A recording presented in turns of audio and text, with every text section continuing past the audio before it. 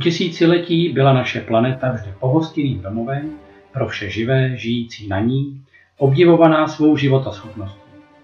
20. století bylo období, kterému začali říkat velké zrychlení. V průběhu života jedné generace lidé dosáhli nezapomenutelné úspěchy v rozvoji dopravy, komunikačních a dalších technologií. To je přivedlo k bezprecedentním změnám v ekonomice.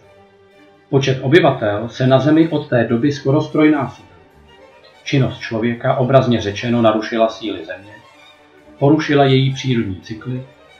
Při pohledu na škodu způsobenou životnímu prostředí je zřejmé, že můžeme dojít k bodu, odkud nebude již návratu.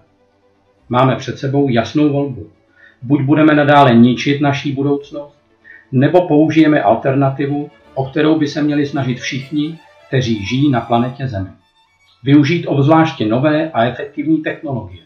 Nová životní etapa společnosti, progresivní a osvícené lidi, to je naše spása.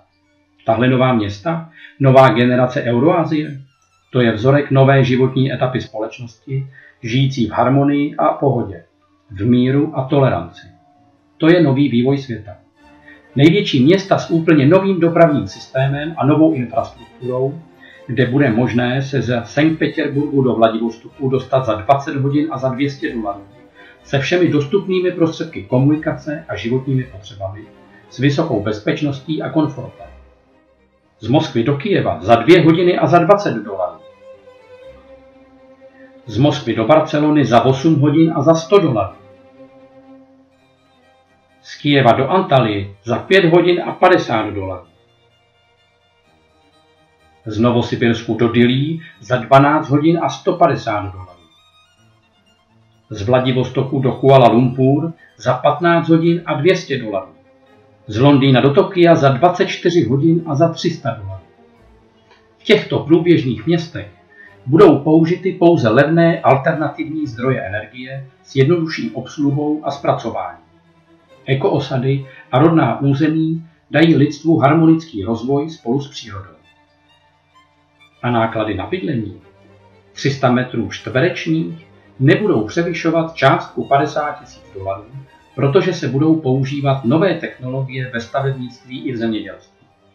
A jestli budete mít práci 500 km od vašeho domova, budete moci tuto vzdálenost urazit za hodinu a jen za $8. A to díky novému dopravnímu systému na druhé úrovni. To vše by mělo proběhnout klidnou evoluční cestou. Díky přechodu k 6. technologické etapě, v které využití ekologických technologií plně poslouží lidstvu a rozvoji planety.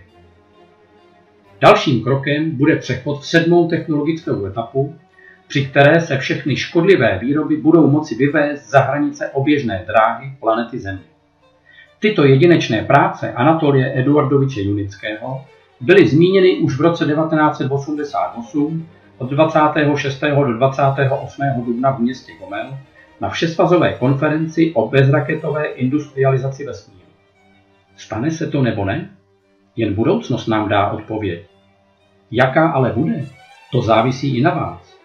Staňte se proto součástí rostoucí komunity, která je připravena měnit svět k lepšímu. Připojte se k nám vyplněním registračního formuláře a pomozte nám říci o tomto projektu široké mase lidí a i o možnosti, jak podpořit jeho realizaci.